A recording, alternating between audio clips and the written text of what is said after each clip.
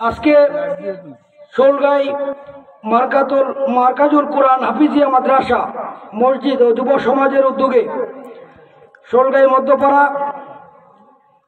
আয়োজিত এই ইসলামী সম্মেলনের সভাপতিত্ব করছেন আলহাজ হযরত মাওলানা শামসুল হক সাহেব।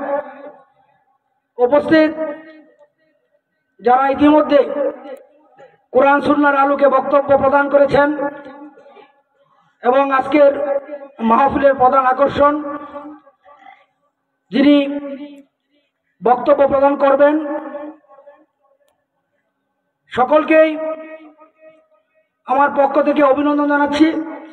আমার সামনে যারা মুরব্বী উপস্থিত আছেন, সমবয়সী যারা উপস্থিত আছেন, পাশাপাশি এই মাইকের আওয়াজ যতদূর যাচ্ছে পর্দার আড়ালের মা বোনেরা সহ সকলকেই আন্তরিকভাবে অভিনন্দন জানাচ্ছি যে আজকের এই এমন একটি মহতী অনুষ্ঠানে আমাকে এনে দাওয়াত করে সম্মানিত করার জন্য সকলকেই আন্তরিকভাবে অভিনন্দন জানাচ্ছি, কৃতজ্ঞতা প্রকাশ করছি।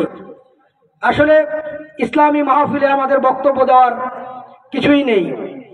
যারা কোরআন সুন্নাহর আলোকে জ্ঞানী ওনারাই বক্তব্য প্রদান করেছেন এবং সামনে করবেন।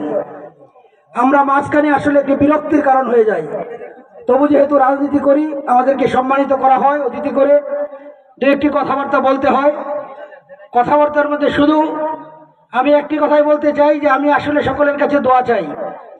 দোয়ার বাইরে ওনারা যারা আছেন, বুজুর্গ ব্যক্তিবর্গ আছেন, ওনারা যে বক্তব্য প্রদান করেছেন এবং করবেন, ওনারা যে বক্তব্য দিয়েছেন সেগুলো আমরা যারা শ্রবণ করেছি এবং সামনে যারা শ্রবণ করব, তাদের যদি কথাবার্তাগুলো আমরা একটি করে অন্তত পক্ষে প্রাত্যহিক জীবনে, রাষ্ট্রীয় জীবনে, সামাজিক জীবনে সেগুলো কাজে লাগাতে পারি, সেগুলো আমল করতে পারি, তাহলে আজকের এই মাহফিলের সার্থকতা হবে।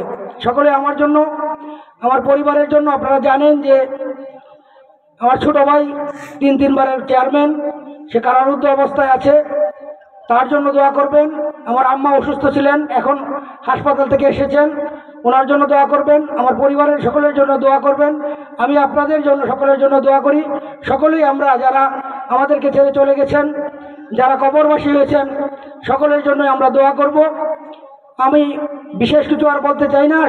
সকলের দীর্ঘায়ু এবং সুস্বাস্থ্য কামনা করে আজকের এই মাহফিলের যাতে মহান রাব্বুল আলামিন কবুল করে নেন এবং এই মাদ্রাসা মসজিদের উত্তরোত্তর উন্নতি হয়, সেই আশাবাদ ব্যক্ত করে আমি আমার কথা শেষ করছি। আসসালামু আলাইকুম।